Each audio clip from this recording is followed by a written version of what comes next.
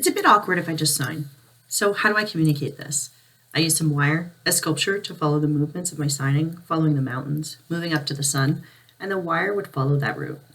It took some planning to set up where the mountains, landscapes, the rain, and positioning the wire to where the hands travel. All of the wire put together becomes a picture. If you look at it from the front, it just looks scrambled. But if you look at it from an angle, you can see the imagery. If you look at it from another perspective, it doesn't make sense. It's interesting because I incorporated some of ASL's properties relating to how we use time and space to indicate chronology. The sculpture will follow the chronological order of the signs, representing the present, past, and future, to show that we do have physical positioning of the time measures. At first, I'd sign out the imagery, starting with the mountains, then the sun, in that order. It's interesting to select different ways of ASL to integrate that into my installation.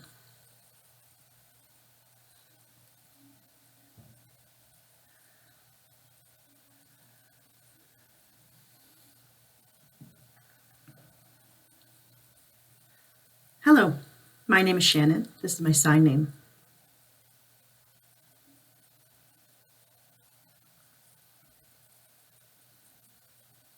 We're honored to live here in Calgary, which is called Mohkinstsis, the traditional Treaty 7 territory of the Blackfoot Confederacy. Siksika, Kainai, Piikani, as well as the Stoney, Nakota, and Tsuut'ina nations.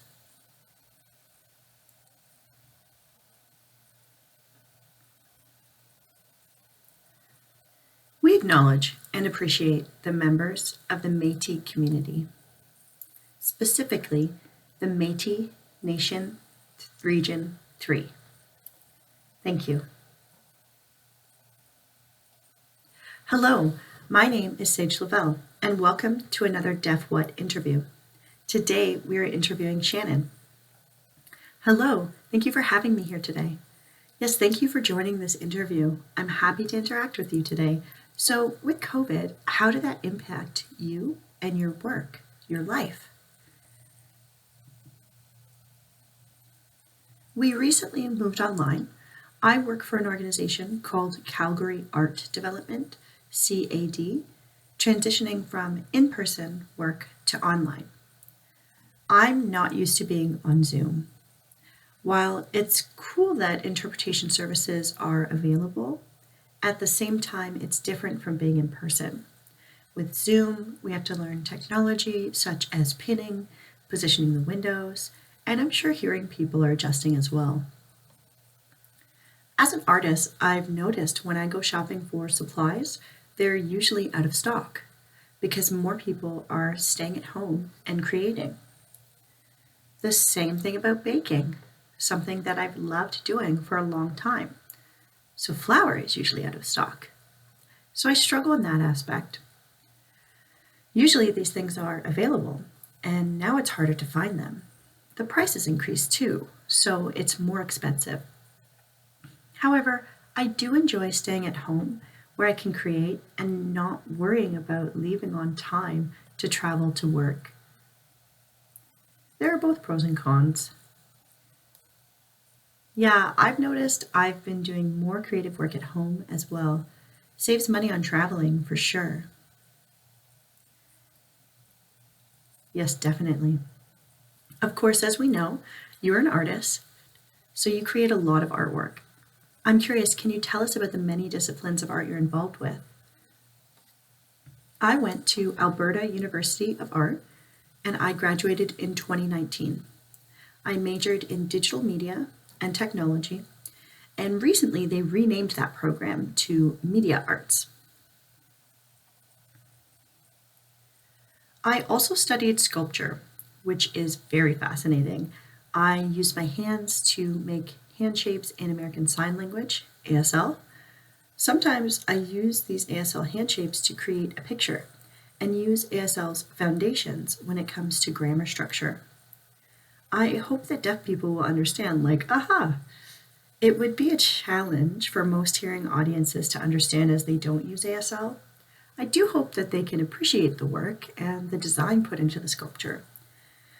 So I do sculpture, video editing, stuff on the technological side. I am a full-time website designer. I support organizations and businesses with their websites. I work with a lot of deaf-owned businesses and really engage with them. I enjoy doing this work. I love contributing to that growth and seeing them thrive. That's why I love what I do with technology. So I have two sides to my work. My artistic side interacts with the public and brings these ideas alive. And the technical side, I'm able to offer that kind of support with my skills. Yes, absolutely. Your skills are not a common skill, so I'm sure you get asked by a lot of deaf folks, right? Yeah, keeps you busy. I enjoy it. Just letting you know that some business owners come up with a payment agreement plan where they can pay in installments. Some people like to pay it in full. It doesn't hurt to ask the website designer about payment plans.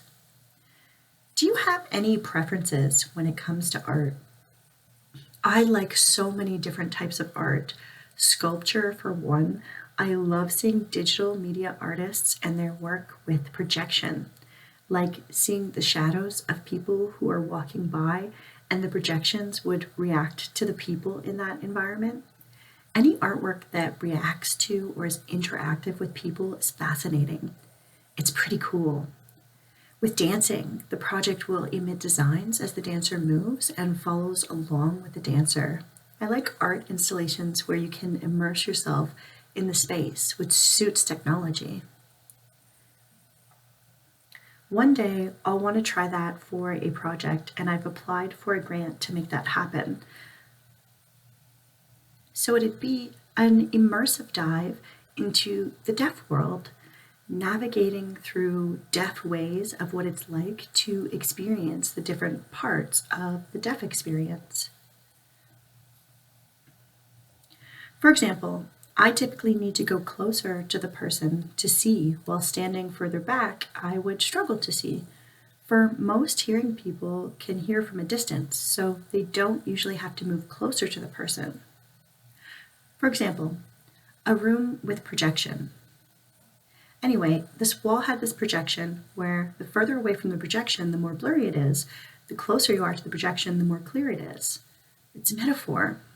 The art forces people, regardless of their hearing status, to go closer to make out the image that's being projected. That's so fascinating. So that kind of concept to test, experiment, to figure out different ways of the deaf experience. So interesting. I'm hoping to work with more deaf artists to include their experiences than just relying on my own experience. I'm really excited about this. It's called Experience Design. I did my undergraduate studies on that subject. I wrote a thesis on that, including sensory experiences, vibrations, movements, touch, lighting, etc. How do we see differently? That kind of thing, including poetry, visual vascular, sign language, real-time drawing like you did with that one picture. I remember that conversation from our past interview. That's beautiful work. It's always a challenge for hearing audiences to understand deaf art. To understand us, people require to learn sign language, to know deaf culture, and the majority of the audience doesn't have that type of knowledge. It's usually superficial. I find it always being a challenge for deaf artists, right? Absolutely, it is a challenge, but that gives us more creative work to do, right? Attracting these audiences, bringing out their curiosity, learning about our culture. So I'm curious, and I know you've created many pieces of art. Is there a piece that you've created that's a favorite of yours? Yeah, I know I've said a lot about art within the technological aspect of my work, but my absolute favorite is doing sculpture. It's tactile. That's one positive aspect of sculpture for me, is the tactile aspect. It's more inclusive. For example, I allow people who are blind to touch my work, but sighted folks are only allowed to observe through sight. So that evens out the access part of who can experience my work. I'm very aware of inclusion. I'm thinking about who's my audience? Can they interact with my art? One of my favorite sculptures was the one I did for the Deaf Joy exhibition for deaf interiors about a year ago. Yeah, about a year ago, that's right. With Tangled Art and Disability located in Toronto, I love having that space where various deaf artists would brainstorm ideas together. Each artist has their own specialization of art, but we shared a common theme, deaf joy. What does that look like to us? So yeah, I loved creating sculptures for that. Yeah, beautiful sculptures that you've done. Did you experience other impacts in different areas of art in your life? For example, I'd create my art and I'd usually have it shown in an exhibition. It's not the same nowadays as our works are shown online on a website. It's a different experience. At the same time, it's pretty cool because there's an increase in exposure through these promotions. More people can participate from all over the world as opposed to requiring people to view in person, which results in a smaller number of people. Both experiences have their own pros and cons. Also, who can I interact with? Normally, I'd be able to interact with people who come to my show. It's harder to do that online as it's just on a website and there's no interaction. There was no opening night as usual or live streaming that I've seen thus far. It all depends on who is organizing, how people can interact with the artists.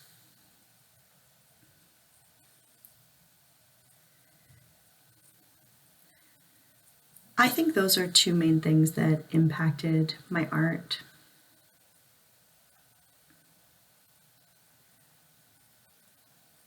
We have to adjust.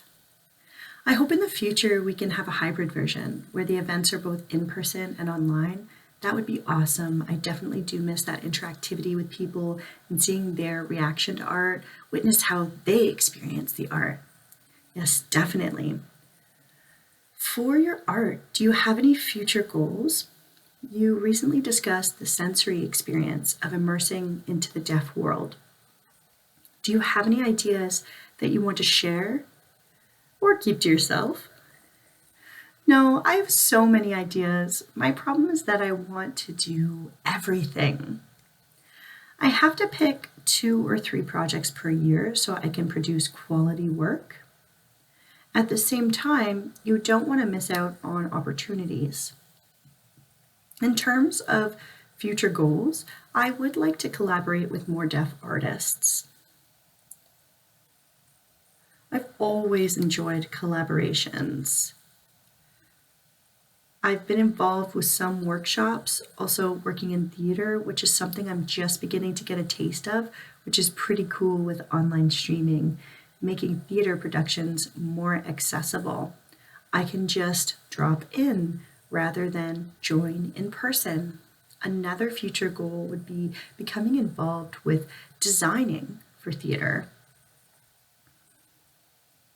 For a long time, I've been designing websites, and I'll keep doing that. I love incorporating deaf design for websites, using ASL instead of English, thinking about what website design for deaf people looks like. As for sculpture, I definitely want to do more, but the materials are expensive. I want to experiment with different methods of how to make hands. Should I cast the hands in cement? But that would make it heavy, especially if it's a large sculpture. I could use plaster, but it makes the sculpture fragile, easy to break. It's also light and easy to carry. I'm still figuring out and experimenting with the best way to make my work sustainable. These are my goals for now. I still work for organizations. I hope to join other organizations and businesses that focus on supporting and serving the deaf community's needs. For example, I edit videos and help out with captioning, joining a team for that kind of thing. So that's something that I'm interested in. For a long time, I've worked by myself, and I look forward to working in a team-oriented environment to create something. It's been a couple of years now, so it's time for a change. That's totally understandable. Working within a team is a wonderful experience. So this is my favorite question, inspired by Deaf Interiors. What gives you joy? Like I said previously, when I work with people and see them thrive, that makes me happy. Also, I'm thriving as well. I'm always learning something new. No project is the same, and that's the cool thing about art. I can work in theater, design a website, support writing English, etc. I can rotate around different tasks, and that's something I enjoy. This work impacts different types of people. I enjoy it, and it makes me smile. Also, my cat gives me joy. Do you have any thoughts that you want to share with the hearing world? Hearing people usually view deaf people as a part of the disabled population. As deaf people, we really are a linguistic and cultural group. When we meet with hearing people, it's like, oh, we have to hire an interpreter because they're disabled. It's because we don't use spoken English, and there are interpreters so they can communicate with us, interpreting from English into ASL. I want to reframe how they use the language around us. I support that idea regardless if you identify as hard of hearing or a cochlear implant user, you're still deaf. I don't believe in measuring people by their lowercase d, uppercase d status, small deaf, big deaf, as that creates division. When I discuss deafness, I mean any deaf person. They could use ASL or the language of their preference, and that's fine. You have to look at access as a language aspect. That's the main thing.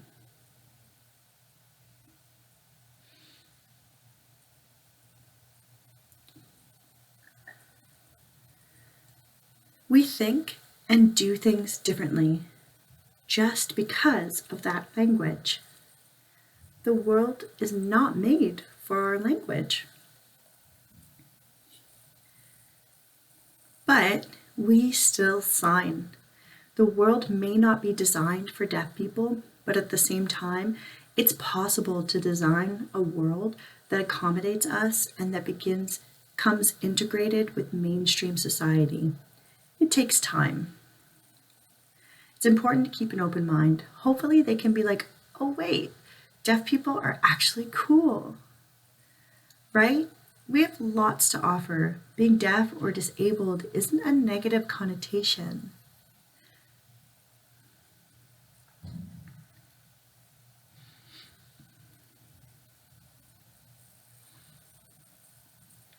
It's a benefit. Absolutely. We bring a different perspective that we might have overlooked these benefits. Yes, I feel like deaf people and people with disabilities contribute a lot to our society. We can create a more accessible world regardless of whether we have a disability or not. Include the perspectives of the BIPOC community too.